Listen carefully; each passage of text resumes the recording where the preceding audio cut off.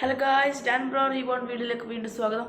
അപ്പോൾ ഇനി ഞാൻ നിങ്ങളുടെ മുമ്പിൽ നിങ്ങൾക്ക് പഠിപ്പിച്ചു തരാൻ പോകുന്നത് എന്താണെന്ന് വെച്ചാൽ some various terms related to ഇൻ്റർനെറ്റിനെ പറ്റി.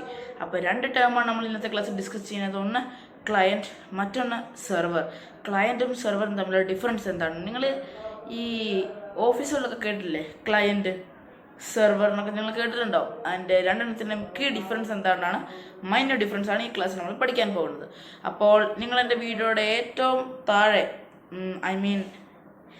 ഇവിടുന്ന് നിങ്ങൾ ഒരാൾ വാച്ച് ചെയ്യണമെങ്കിൽ എൻ്റെ റൈറ്റ് സൈഡിൻ്റെ ഏറ്റവും താഴെ അവിടെ എൻ്റെ ഒരു ഐക്കൺ കാണും, എൻ്റെ യൂട്യൂബ് ചാനലിൻ്റെ ഒരു ഐക്കൺ. അതെൻ്റെ ഒരു വാട്ടർമാർക്കാണ്. നിങ്ങൾ കമ്പ്യൂട്ടറിലാണ് എൻ്റെ ക്ലാസ്സിൽ കാണുമെങ്കിൽ അത് തൊട്ട് നിങ്ങൾക്ക് സബ്സ്ക്രൈബ് ചെയ്യാം. ഫോണിലാണെങ്കിൽ എൻ്റെ വീഡിയോയുടെ തൊട്ട് താഴെ സബ്സ്ക്രൈബ് ചെയ്യണമെന്ന് ആവശ്യം കാണണം. അപ്പോൾ നിങ്ങൾ ഈ വീഡിയോ ഫുള്ളായിട്ട് വാച്ച് ചെയ്യണം, സബ്സ്ക്രൈബ് ചെയ്യണം നിങ്ങൾക്ക് ഇഷ്ടപ്പെടുകയാണെങ്കിൽ. അപ്പോൾ ഓക്കെ, ക്ലയൻറ്റും സെർവറും തമ്മിലുള്ള ഡിഫറൻസ് നമുക്കറിയാം. ഇനി before we proceed further, it will be good if you briefly talk about internet terminology.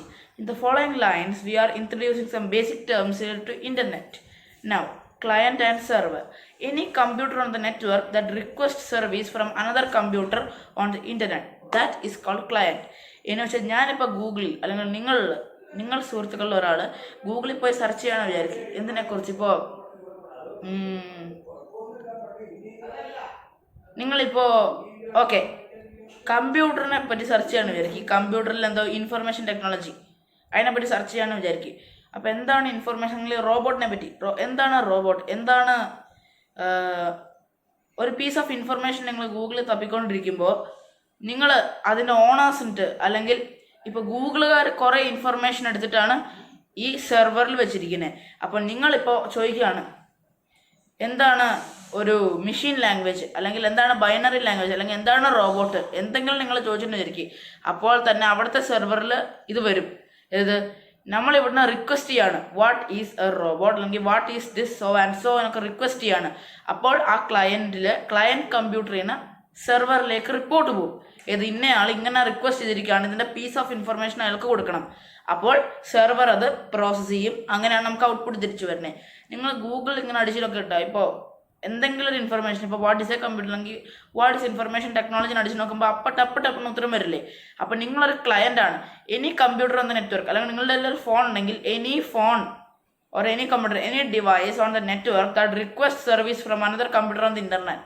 നിങ്ങൾ എന്തെങ്കിലും ഇപ്പോൾ റിക്വസ്റ്റ് ചെയ്യാമെന്ന് വിചാരിക്കും. ഇപ്പോൾ എക്സാമ്പിൾ ഞാൻ പറഞ്ഞില്ലേ, ഗൂഗിളിൽ പോയി എന്തെങ്കിലും സെർച്ച് ചെയ്യുകയാണെങ്കിൽ അപ്പോൾ തന്നെ നിങ്ങൾ റിക്വസ്റ്റ് അടിക്കുകയാണ്. ആ സംഭവം എന്താണ് നിങ്ങൾ സെർച്ച് ചെയ്യും. അപ്പോൾ നിങ്ങൾക്ക് പീസ് ഓഫ് ഇൻഫർമേഷൻ കിട്ടില്ലേ, അത് സെർവർ കാരണമാണ്. കാരണം any computer that receives request from client computer process and sends the output. Web servers respond to web related request. ഇപ്പോൾ നിങ്ങൾ പറയുന്ന ഏത് ഇൻഫർമേഷൻ അല്ലെങ്കിൽ എന്ത് സംഭവം ആണെങ്കിലും യൂട്യൂബിലും ഗൂഗിളിലൊക്കെ നിങ്ങൾക്ക് കിട്ടും. ഗൂഗിളിൽ എന്ത് സെർച്ച് ചെയ്യാലും യൂട്യൂബിൽ എന്ത് സെർച്ച് ചെയ്യാലും അപ്പോൾ അതിൻ്റെ ഇൻഫർമേഷൻ കിട്ടും. കാരണം എന്താ, അതൊക്കെ നേരത്തെ അതിൽ തന്നെ ഉണ്ടാക്കി വെച്ചിരിക്കുന്നതാണ്. ഈ ക്ലയൻറ്റ് എന്തെങ്കിലും സംഭവം സെർച്ച് ചെയ്യുമ്പോൾ ഇപ്പോൾ ക്ലയൻറ്റ് കമ്പ്യൂട്ടറാണ് റിക്വസ്റ്റ് സെൻഡ് ചെയ്യുന്നത്. റിക്വസ്റ്റ് എന്ന് വെച്ചാൽ കാലം പിടിച്ച് അപേക്ഷിക്കാനാണ്. നിങ്ങൾ എന്തെങ്കിലും യൂട്യൂബിലോ ഗൂഗിളിൽ പോയി സെർച്ച് ചെയ്യുമ്പോൾ നിങ്ങളൊരു ക്ലയൻ്റാണ്, നിങ്ങളുടെ ഫോൺ ഒരു ക്ലയൻ്റാണ്.